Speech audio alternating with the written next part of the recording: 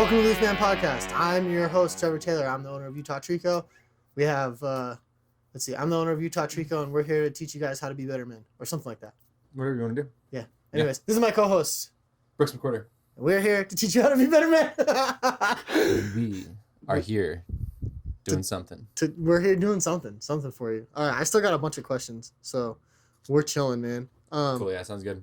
I didn't have a thing today because I was stress researching for my interview. Honestly, I've actually, a bunch of people have asked still a bunch of good questions, but we still have so many from last week that like I have a bunch to pull from. I'm actually super grateful that they did this. Okay. All right, we'll pick some good ones. Then. Yeah, right. We're gonna do the same thing. We're gonna go through. Oh, I think we did a few of these, maybe. I can't remember exactly which ones we did. Did we do how much you bench? Yeah. We did that one, right? Yeah. What's your favorite childhood memory? Let's see here. I'm benching like 7 pounds. 7 pounds. Okay. Are you going into No Shave November with a clean shave? No, absolutely not.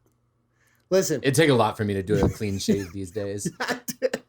But you rock this, Spaniard. This thing's fun. I'm calling it the Spaniard. Yeah. Looks good. It is kind of. You rock the Spaniard really well. Yeah. But that involves, like, even when you're like. Like, if it was longer, it'd be like musketeer-y almost. Yeah, musketeer. It looks good. But it's not long enough. So it's just Spanish. I think you rocked that for the first time in Phoenix, dude. I think so too. Yeah, that was a good. No, it was for sure because I did it when I saw. Remember, I followed those badass old school Portuguese barbers. Yeah. And they all have this thing. And I'm like, I'm Portuguese. I'll do that. Yeah, that's great. I was like, those guys look good. I probably look the exact same as them with that. Yeah, we're like the same person, basically. Yeah, we're the same person. We hail from a beautiful people. Listen, let me tell you guys something, okay? I am very self-aware. And because I'm self-aware, I know that when I shave, I do not look good, okay? This is a very real thing for me, okay? I have a beard because it accentuates my features in such a way that I'm a handsome guy. Yeah, when was the last time you saw a disposable razor? Dude, in your wife's drawer? Yeah. So I keep the beard. I get it. No shave November. It's beneficial. I will help people in other ways. I like to look good because when I look good, I feel good. And when I have a shaved face, I do not feel good about myself. Okay? It's just one of those things. Yeah. I feel like you look like a Russian movie villain with your face shaved. You like with that you got that angular jaw. You look like you're about to roundhouse Sylvester Stallone. It's not a good look for me. Maybe y'all will see it someday. It's not any better for me. Even when I've shaved my face fully, since the military, I haven't used like a razor. Yeah. I've used like the lowest cut. Yeah. On a trimmer. On a trimmer. Yeah. Yeah. That's pretty much where I at. Yeah. Like 5 o'clock shadow. Yeah, that's the lowest I've ever gone since the military, I think. What do they say? Beards are just like the male version of makeup or whatever. Right. Exactly. Same thing. It's contour. Same thing. Yeah. Yeah. I don't know. Yeah. I also think that like as you gain weight or mature in age, like your haircut changes. I think that's more due to like weight gain and maturity than anything else. Cause like when I was young, I rocked the hard part comb over when I weighed like 140 pounds and it looked really good. Yeah. And then no one told me that when I got up to 190, it would not look good anymore. And so I was rocking that haircut and it looked terrible. And then I saw pictures of it and I was like, that looks terrible. The back of my head does not look good. But the front looked fine. Yeah, I mean, eventually. That's why I rocked this one. At one point, I don't remember what time. I mean, my hair's brushed today because I had that interview. But, I mean, at a certain point, my haircut went from that hard part, razored in line pompadour to a hat all the time. Yeah. Forever. Yeah. And then remember that huge mop grew out. I had like hair down to my shoulders. Yeah, you had long hair for a minute, dude. I was just like, oh, hats are good. Yeah. This is the best haircut for you, I think. Yeah, I like this one a lot. Sports Clips. Sports Clips? Yeah, it looks good. I couldn't get in with Pete soon enough, so I was like, I'm going to go to Sports Clips. They know what they're doing. Yeah. Spoiler alert, I almost called you after and was like, take pictures of the line. Like, look at this shit. But it serves a purpose. I mean, it looks good at a glance. Yeah, it's good. Good haircut. All right. Anyways. Yeah, I'm not shaving my face. Deal with it. Best ways to set yourself apart from your competition. Be an elite competitor. I don't know. Be unique. Be the best version of yourself. Different. You want to know how to set yourself apart from your competitor?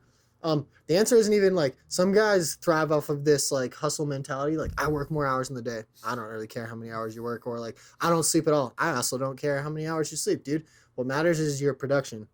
if you can produce more in 1 hour than somebody else can in 20 hours, then it doesn't matter. It doesn't matter. People in business and in life care about production. So if you want to beat your competitors, learn how to produce more in less time. And then you could sleep the other 20 hours a day, and who cares? Because you produced more in that 1 hour than the other guy did in 20. And that's really all that matters. Right. So if you want to be better than your competition, learn how to produce better, easier. Also think through things better. Don't just take whatever your XYZ business is and take a template from someone that you know that also has that business or something like that. Like, make yours different and unique, like stand out completely. That way people have to notice it. I mean, what is it? I told you about that chef Mark Marcone guy. He opened Hall Pass. He opened Graffiti Italiano or whatever it's called, or Italian Graffiti. Yeah. Some of the biggest restaurants in Salt Lake just came out a couple years ago. And then he opened Snowmobile Pizza, but he put all this branding into it. It's just called Snowmobile Pizza, but all the branding is like 80s retro ski, like Barbie, black and purples and stuff like that. And you know what? It's the best pizza place in Utah, probably. Sidebar, Ryan Loewy. I don't give a shit about Ryan Loewy's low-ass rankings of the pie. Of Utah pizzas. Hey, he gave Snowmobile Pizza the best ranking in Utah. I think. What'd you give him? Yeah. What'd you give him? 7-1. It's the best one in Utah so far. He's from New York, okay? So they got better pizza. It's just a thing. But 7-1's not bad for Utah. I'm impressed with it. It's not bad. Yeah. I mean, it's definitely the best in Utah. But I've never had New York. I've never had New York pizza. Yeah, closest thing I've had was Vermont pizza. I don't know. How does that stack up? Not well. To be fair, I don't even think it's New York pizza. New York pizza is up there. I think it's New Haven, Connecticut pizza. Yeah, it's supposed to be New Haven, I believe. Yeah, New Haven that's is what the best at least Matt Gill will say that anytime you will have your ears open. New Haven, yep. It's the best pizza. Matt Gill will tell you that, and that he stayed in the pizzeria where Big Daddy, the Adam Sandler film was filmed. He's that's like, awesome. I used to work there. Okay. Okay. We'll go with like let's see.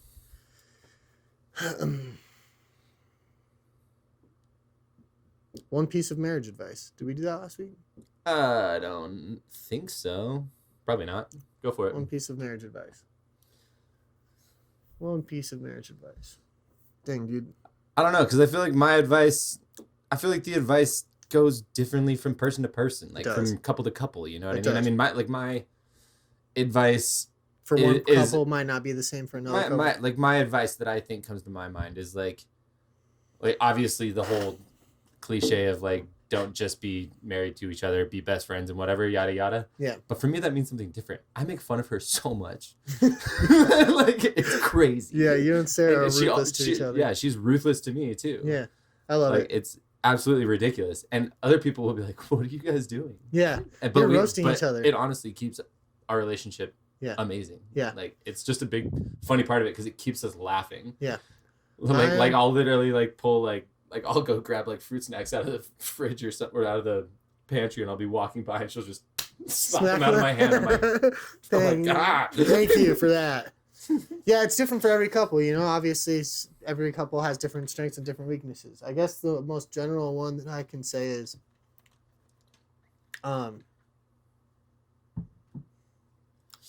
the best one that I could say is, and like I've been divorced, you know, so it's obviously it's not coming from perfect lips. Same, yeah. It's not coming from perfect lips, but this is when you commit to marriage. I feel like in America, divorce is just like so easily to come by now. Like it's just whatever. You just divorce, get remarried, no big deal. I wish my one piece of advice would be to do whatever it takes to make it work. And sometimes that means sometimes that could mean that you're uncomfortable for a year or two. But if you really love that person and you're planning on spending a lifetime, what's a year or two or three of uncomfortability to work through a problem to have that person in your life forever? And I think nowadays people are like, oh, it has been working for 6 months. Time to get divorced. Like, right. I know that but like, I mean, even like in my own personal life, like Erica and I go out of our way to talk to people and get coaching and do things to make sure that our marriage is healthy and strong. And that's a fight sometimes. Like it's hard work to do those things. Some people have it very naturally in their marriage, you know, and then they get kids and then it becomes more difficult and they're like, why is this so difficult? And then they're just like, get a divorce. Like, right. Put in the work. is the best piece of advice I can give you. Like, put in the work and don't quit so easily.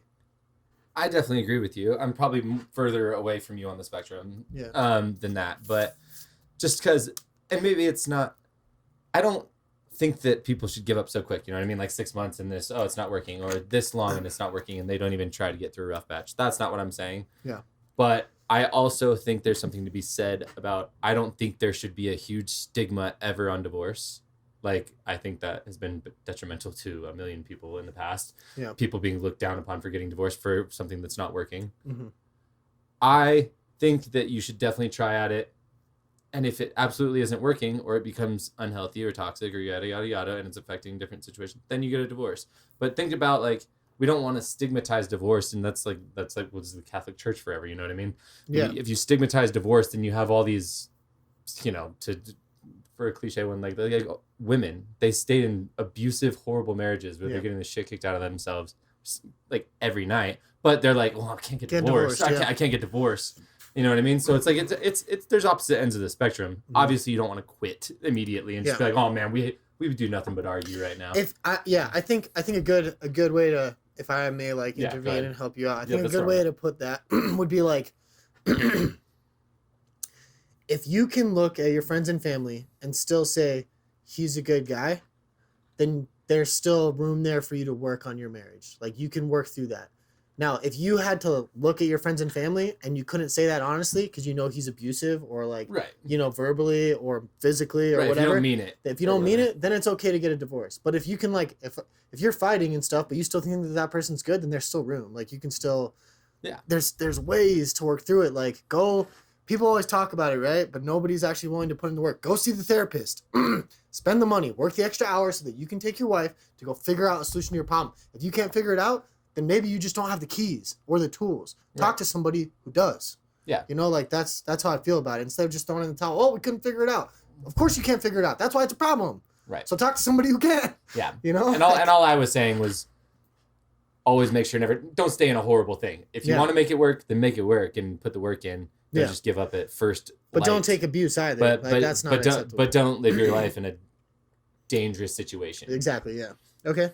That's a good one. That's even like where you just feel like you don't even love each other anymore. You're like just holding it together for the kids. It's like it's like that can go both ways. Sometimes maybe do hold it together for the kids if there is hope. Yeah, if there's hope. But if not, then sometimes I think sometimes two homes is better than one. I would have to venture a guess, dude. If you talk to a lot of couples that have been married for over 40 or 50 years, they will tell you at some point in their marriage, for a several-year period, there was a lull where they were just like going through the motions, right? Things weren't like fantastic. They weren't like laughing as much with each other. They weren't having, awesome intimacy or whatever. I would venture a guess that happens more often than not.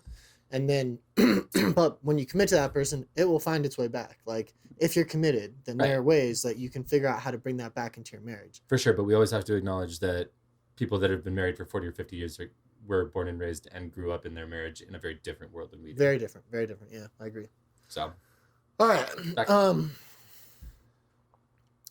Top 5 books you've ever read? Do we do 5's that? a lot. Yeah. Let's do 3. Or we could do ultimate goal for the company. I feel like we did top 5 books. Huh? I feel like we did top 5 books. Did we? Maybe. I think we said what kind of books do we you should read? Actually do a whole episode just on books. Yeah, we could do that probably. Let's do that. We could figure that Let's out. do ultimate goal for the company: size, growth, worth, culture. Did we talk about that one? I mean, we definitely have before, but I don't think it was last time. Yeah. Okay, let's do that. Ultimate goal for the company. Perfect. Thanks. You're welcome. I was making sure he knew where your reel started.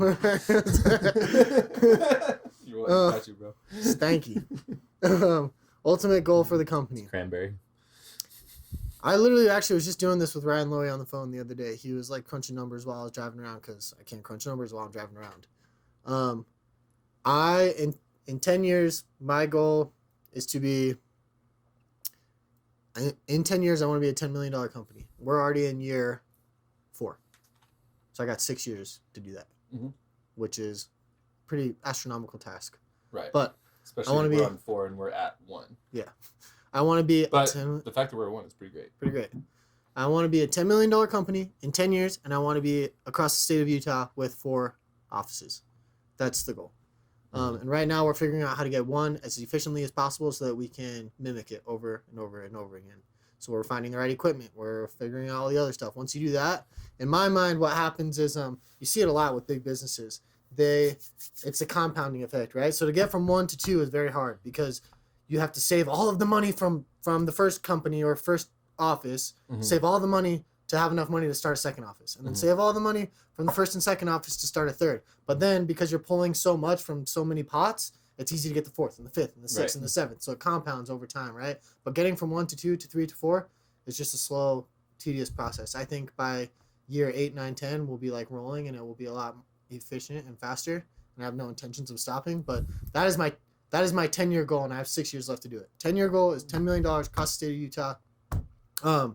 4 different offices, 4 different offices, and people, I hear a lot of people say, like, you shouldn't have more money-oriented goals, and I disagree. Money isn't the driving force behind those goals. I want to be the best tree company in the state of Utah, and that is approximately what we need financially to do that. So, like, in my opinion. And time. Like you were saying, it all compounds. It makes it easier. You have a ton of extra equipment. You have extra equipment. You can float a chipper to your new office, run a crew out of there. Yep. Yada, yada. So it's people say money, like, I'm not chasing the $10 million. I'm chasing the best tree company in Utah. And I can't be the best tree company in Utah if I'm not in all of Utah. And to get there. And a $10 million company doesn't mean you have $10 million in your pocket. No, not at all. Not even close. But what people don't understand is, like, you have, in order to how do I rephrase this? In order to grow at an exponential rate, you have to write big goals, then break them down size by size by size into small goals, right? And there are not that many trackables in life. So money is one of them, right? Whether you like it or not. Money is not the goal, but it is a trackable thing that you can manage. So, like, $10 million is the goal. Best tree company in Utah, 4 offices. Those are all the big goals, and then we break them down into small ones. So yes, $10 million is part of the goals list, but it is not. I'm not doing it to get to the $10 million. Yeah, you're not trying to make. You're not like, I want to make $10 million, and that's what I need to take this company to. Yeah, nope. You want the value of the company to be at $10 million because $10 million. What do they do on, like, Shark Tank and stuff? It's like your value something. There's your EBITDA. There's a bunch of different ones. Yeah, something like that. Yeah. But it's just like your net worth, your gross. Your net worth. Yeah, like, what are you valued at? Yeah. So that's kind of the goal. Yeah.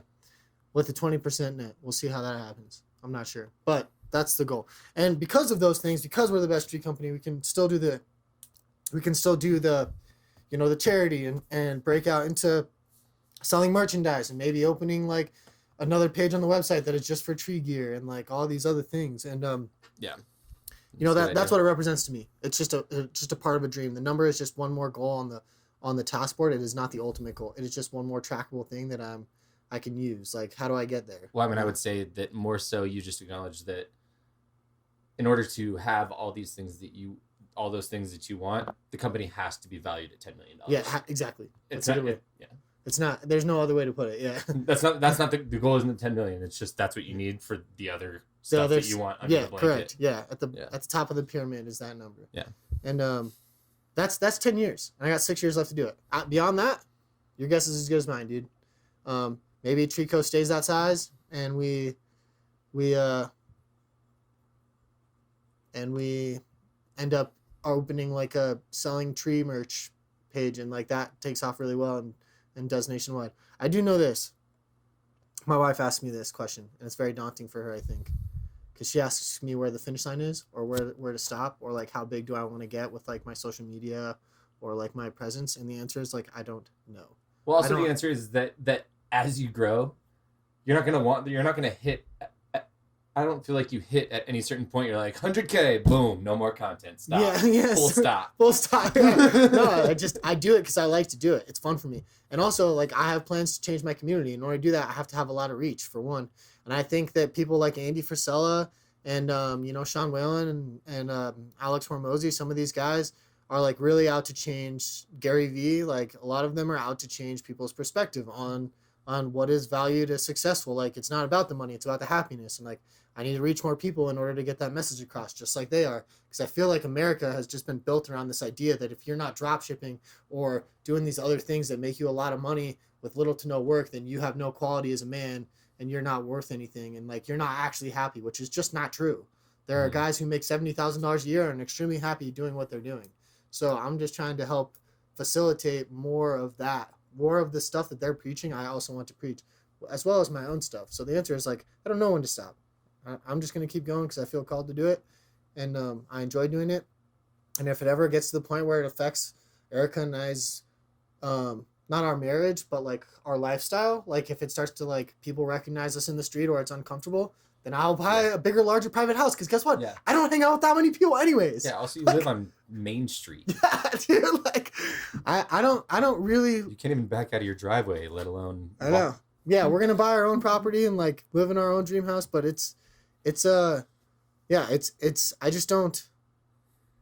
I don't really care about that stuff. Like not being able to go out in public is not a fear for me because one, I don't think I'm going to be that Right. large, and two, like I don't really love hanging out with people all the time anyways. Like most of the time I go to the tree stuff, I do my sales and I come home Yeah. and I run. I work out at a private gym and I run around my neighborhood. Yeah. You know, so it's like I don't know. I don't go out. Yeah, I don't really love going out. I like what I'm doing. I like building. I like doing the content. I like everything that we're doing. So there really is the ultimate goal for Trico is $10 million company over the course of 10 years. And as far as personal growth goes, there is no limit to that. The ultimate goal is to help as many people as possible. So I don't have an ultimate goal. Millions. That's it. Right. Millions. A bunch. A bunch. A lot. Until I feel like my calling has changed. Enough. Yeah. Yeah. All right, we can do one more? Yeah, that's fine. Ooh. This one's going to be divisive. What's your favorite conspiracy theory? Oh, I don't have a favorite. They're all so good. Favorite conspiracy theory. Here we go. Moon landing was fake. You like that one? No, I'm just kidding. I don't know. I haven't studied that one at all. I don't know. Real. Just kidding. Haven't studied that one either. I have no idea. Aliens aren't real. I've done vast amounts of studies on that, and they are real Yeah. for sure. So, just saying. This is what's the other one? The moon is hollow.